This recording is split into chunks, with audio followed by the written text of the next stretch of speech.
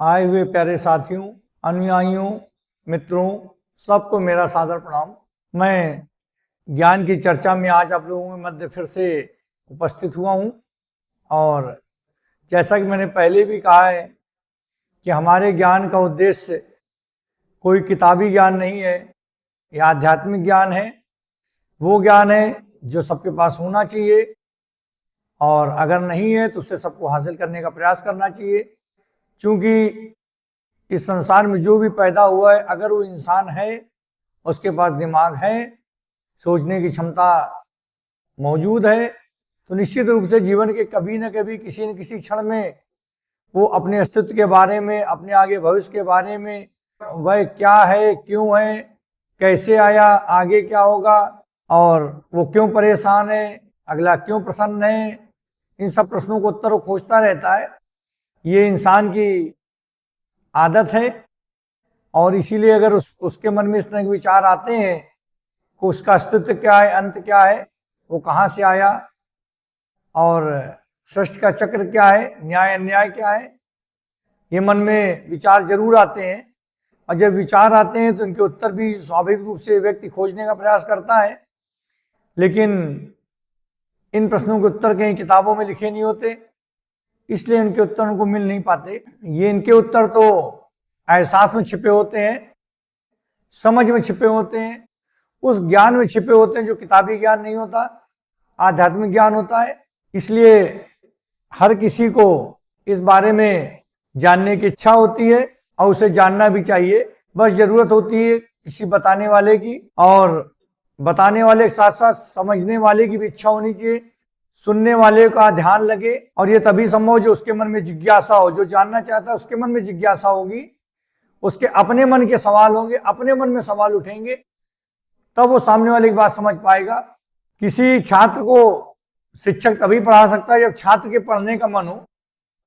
उसी तरह कोई गुरु अपनी शिष्य को तभी शिक्षा दे सकता है, ज्ञान दे सकता है, जब उसकी स्वयं की इच्छा पढ़ने की हो और जानने की हो। जिज्ञासा ही आविष्कार की जननी है। अगर हम लोगों के मन में इस तरह के सवाल आते हैं तो हम उनके उत्तर जरूर खोजेंगे, और खोजने वाले पा भी जाते हैं। लेकिन अगर कोई बताने वाला हो तो ये रास्ता, मार्ग और सुगम हो जाता है। इसलिए हमारा मानना है कि हर व्यक्ति को इस ज्ञान की तरफ जरूर ध्यान देना चाहिए। जो लोग आज नौकरी में हैं, या बिजनेस कर रहे हैं, या बहुत ही धनी हैं, या धनाढ्य परिवार से हैं, या बहुत सुखी हैं, या बहुत दुखी हैं, हर एक को इस ज्ञान की तरफ अपना ध्यान लगाना चाहिए और इस ज्ञान को पाना चाहिए। क्योंकि बिना इस ज्ञान के वो सब सदैव अधूरे हैं। धन आने से, पद प्रतिष्ठा मिलने से कोई पूर्ण नहीं होता। व्यक्ति का अस्तित्व ही अधूरा है तो पूर्ण कैसे होंगे? पूर्ण तब होंगे जब उन्हें ज्ञान आएगा और वो अपने को समझ पाएंगे। तो चलिए चलते हैं आज फिर एक नए विषय पर, कि जो हमारा जन्म मृत्यु का चक्र है, क्या जैसे अभी हमने कहा कि एक जन्म, फिर अगला जन्म, फिर अगला जन्म, आत्मा कुछ न कुछ ऐसा कर बैठती है एक जन्म में जो अगले जन्म का कारण बन जाता है। कोई अधूरी इच्छा, कोई जिज्ञासा, कोई उम्मीदें जो अधूरी रह जाती हैं। कभी पाप का पढ़ना भारी होता है, कभी पुण्य का पढ़ना भारी हो जाता है, और ये गलतियां अक्सर हो जाती हैं। और इसलिए बार बार व्यक्ति को जन्म लेना पड़ता है और आत्मा को बार बार शरीर धारण करना पड़ता है। तो एक स्वाभाविक सा प्रश्न है जो सबके मन में आता है कि क्या ऐसा कोई उपाय है जिससे हम इस जन्म मृत्यु के चक्र से जल्दी मुक्त पा सकें? तो जन्म मृत्यु के चक्र से मुक्ति पाने को ही मोक्ष कहते हैं। जब जन्म मृत्यु के चक्र से कोई मुक्त हो जाएगा तो मोक्ष की अवस्था है। तो इससे जल्दी मुक्त होने के उपाय हैं, जरूर हैं। वो है 3 उपाय हैं इसके: कर्म योग, भक्ति योग और ज्ञान योग। कर्म योग, भक्ति योग, ज्ञान योग, ये 3 माध्यम है जिससे हम इस जन्म मृत्यु के चक्र से जल्दी मुक्त हो सकते हैं। भक्ति योग है परमात्मा से प्रेम, ज्ञान योग है हम अपने सच्चे स्वरूप को पहचान जाएं, भक्ति योग है परमात्मा से प्रेम, और कर्म योग है हम अपने समस्त कर्म ईश्वर को अर्पित कर दें। हम अपने समस्त कर्म ईश्वर को अर्पित कर दें, कर्मयोग है। इन तीनों में से अगर हम किसी एक माध्यम पे अपने को रखते हैं कर्म योग, ज्ञान योग, भक्ति योग, किसी एक मार्ग पर अपने को रखते हैं, स्थिर रखते हैं, तो निश्चित रूप से हम इस चक्र से जल्दी मुक्त हो सकते हैं। और होता यह है कि आत्मा कभी कभी आत्मा से गलती ये होती है कि वो अपने वो शरीर को समझ लेती कि मैं हूं, हम हैं, और यहीं पर उससे गलती हो जाती है कि वो शरीर को अपना मान बैठती है। क्योंकि शरीर तो नश्वर है, आत्मा को दृष्टा होती है। जब आत्मा को लगता है कि मैं शरीर हूं, मैं मन हूं, तभी वो आसक्त लोभ और द्वेष में फंस जाती है। और पाप का कारण अज्ञान है और पुण्य का कारण है जागरण। पाप का कारण यही अज्ञानता है और पुण्य का कारण है जागरण। जिस दिन व्यक्ति अपने अंदर के साक्षी भाव को पहचान लेता है, उस दिन कोई पाप उसे नहीं छू सकेगा। जिस दिन व्यक्ति अपने अंदर के साक्षी भाव पहचान लेगा, उस समय कोई पाप उसे नहीं छू सकेगा। तो आत्मा से यही जब गलती हो जाती है, वो मान लेता मैं शरीर हूं, मैं मन हूं, तब वो आसक्ति, लोभ और मोह की जाल में फंस जाती है और यहीं से फिर से जन्म मृत्यु का चक्र शुरू हो जाता है। आत्मा मुक्त होती है जब कोई व्यक्ति मृत्यु होता है, किसी व्यक्ति की मृत्यु होती है तो आत्मा मुक्त होती है। वो एक शरीर छोड़कर दूसरा शरीर धारण कर लेती है। यानी अगर कोई व्यक्ति सोचता है कि मृत्यु अंत है, तो ये उसका भ्रम है, मृत्यु अंत नहीं है। इसलिए अगर हम लोग कोई कार्य कर रहे हैं, कोई कर्म कर रहे हैं, तो ध्यान रखना चाहिए कि इस जन्म में समाप्त नहीं होंगे, इसका फल हमें अगले जन्म में मिलेगा। क्योंकि कर्मों का फल तो मिलेगा ही।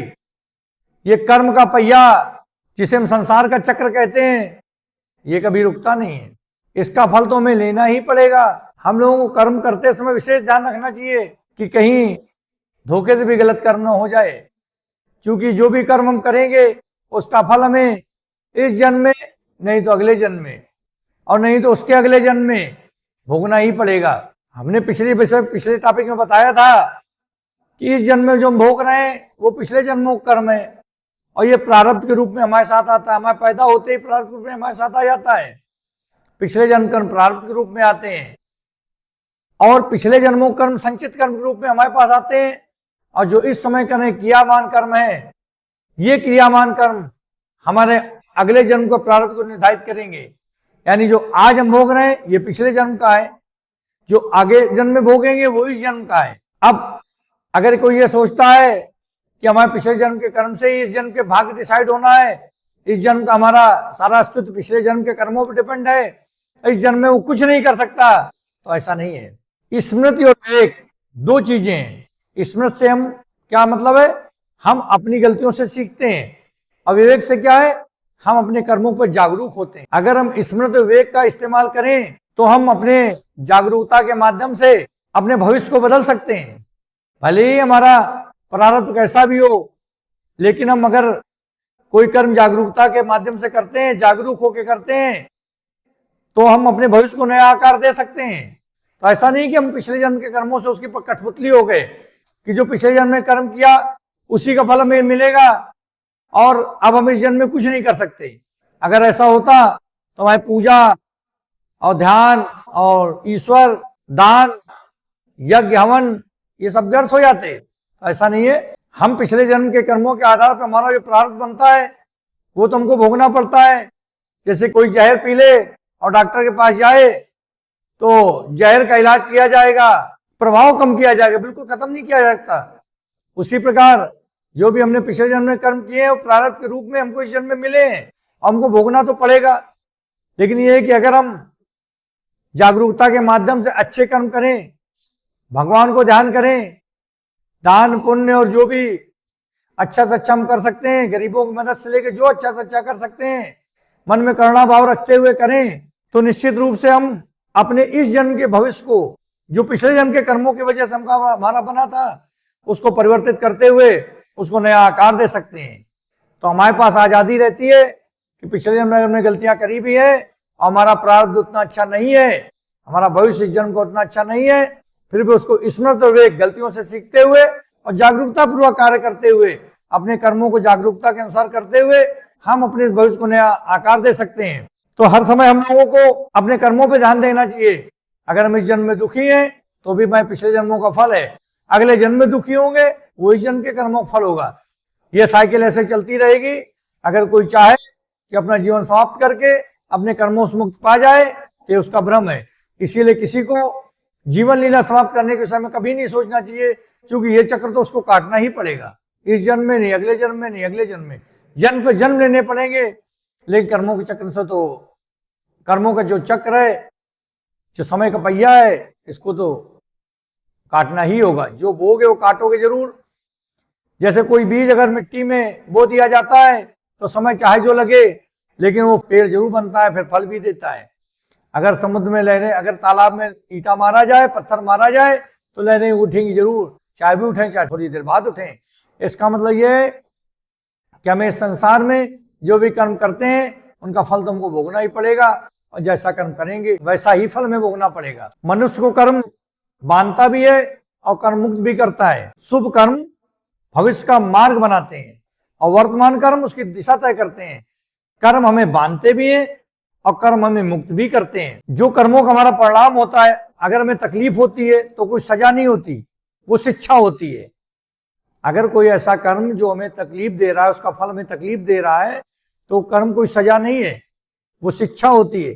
क्योंकि जब हम कोई गलती करते हैं तो उसका जो दुख होता है वो हमें एहसास होता है, और उस दुख के एहसास से हम समझते हैं कि हमसे क्या गलती हुई। तो कर्म का फल कभी सजा नहीं होती, शिक्षा होती है। हम जिस तरह कर्म करेंगे उस तरह का फल मिलेगा, उससे हमें जीवन में सीख मिलेगी। अच्छा कर्म करेंगे तो खुशी मिलेगी, गलत कर्म करेंगे तकलीफ मिलेगी, लेकिन दोनों से हमें सीखने को मिलेगा। तो कर्म का फल कभी सजा नहीं होती, शिक्षा होती है। आत्मा अमर है और कर्म सदैव उसके साथ चलते हैं। आत्मा अमर है, अविनाशी है, और कर्म उसके साथ चलते हैं। इसीलिए आत्मा को बार बार जन्म लेना पड़ता है। एक शरीर छोड़कर दूसरा शरीर, दूसरा शरीर छोड़कर तीसरा शरीर। एक तरफ वो मुक्त होती है और ऊपर कुछ समय गुजारती है और इसके बाद नया शरीर धारण कर लेती है। बार बार वो जन्म लेती है। अब सवाल आता है कि अगर बार बार जन्म लेती है तो इससे मुक्त होने का क्या मार्ग है? जब आत्मा अपने कर्मों के बंधन से मुक्त हो जाती है तब वो मुक्त हो सकती है। जब कर्मों के बंधन से मुक्त हो जाती है, अब ये संसार का पहिया इसी तरह चलता रहता है, बार बार जन्म का चक्र चलता रहता है, और इससे मुक्त होने का मात्र एक उपाय होता है कि वो अपने कर्मों के बंधन से मुक्त हो जाए। अब कर्मों के बंधन से कैसे मुक्त होगी? कर्म तो इस जन्म भी करेगी, अगले जन्म भी करेगी, हर जन्म में व्यक्ति कर्म करता है, तो कर्म के बंधन से कैसे मुक्त हो सकती है? इसका एक ही उपाय है कि वो अपने समस्त कर्म ईश्वर को समर्पित कर दे और वो कर्ता के रूप में अपने को देखे, वो कर्ता के रूप में ईश्वर को देखे और अपने समस्त कर्म ईश्वर को समर्पित कर दे और कर्ता के रूप में ईश्वर को देखे कि सब कुछ ईश्वर कर रहे हैं और सारे कर्म ईश्वर समर्पित कर दे। और जब उसके मन में भाव आ जाएगा मैं और मेरा को जब छोड़ देगी, मैं और मेरा का भाव खत्म हो जाएगा और समस्त कर्म ईश्वर को समर्पित कर देगी और ईश्वर को कर्ता के रूप में देखेगी। इसी को निष्काम कर्म की अवस्था कहते हैं। निष्काम कर्म की अवस्था यही तो है कि व्यक्ति कर्म जो भी करे लेकिन सब ईश्वर को समर्पित कर दे और ईश्वर को कर्ता के रूप में देखे और अपने समस्त कर्म ईश्वर समर्पित कर दे। जब ये भावना उसके अंदर आएगी, ये भाव आ जाएगा, तब उसका परमात्मा से मिलन हो जाएगा। ये मोक्ष की अवस्था है। बस जब ये अवस्था आती है तभी आत्मा बार बार जन्म मृत्यु के चक्र से मुक्त होती है और यही मोक्ष की अवस्था है। यानी अगर किसी को इस जन्म मृत्यु के चक्र से अलग होना है तो उसे अपने समस्त कर्म ईश्वर समर्पित करने होंगे, तब वो इस अवस्था में पहुंच सकता है। ये मोक्ष की अवस्था है। तो आज हमने आत्मा के मोक्ष तक की अवस्था को जाना, कर्मों के बारे में जाना, और उम्मीद करते हैं कि आज जो हमारी चर्चा रही बड़े सरल ढंग से हमने समझाने का प्रयास किया ताकि हमारे श्रोतागण समझ सकें, जो कि बहुत ही महत्वपूर्ण विषय है, और अपने कर्मों पे ध्यान दे सकें। कभी भूल कभी कोई गलत कर्म से न होने पाए, भूल कर भी कोई गलत कर्म न होने पाए, ये हमारा अपने श्रोतागणों से अनुरोध है। और अगर वो ऐसा कर पाते हैं और हमारी बातों को समझ पाते हैं और ज्ञान में वृद्धि ला सकते हैं तो उनका जीवन भी एक अलग तरह का, उनका दृष्टिकोण, जीवन में एक अलग दृष्टिकोण डेवलप हो जाएगा और जो बहुत ही अच्छा रहेगा। क्योंकि परमात्मा का अंश हम लोगों में है और हमारा मूल घर परमात्मा ही है, और उन्हें याद करते रहना चाहिए। इसी के साथ आज ज्ञान की चर्चा हम समाप्त करते हैं। अगले दिन फिर आप लोगों से मिलेंगे। तब तक के लिए नमस्कार। ओम नमः शिवाय। जय भोलेनाथ।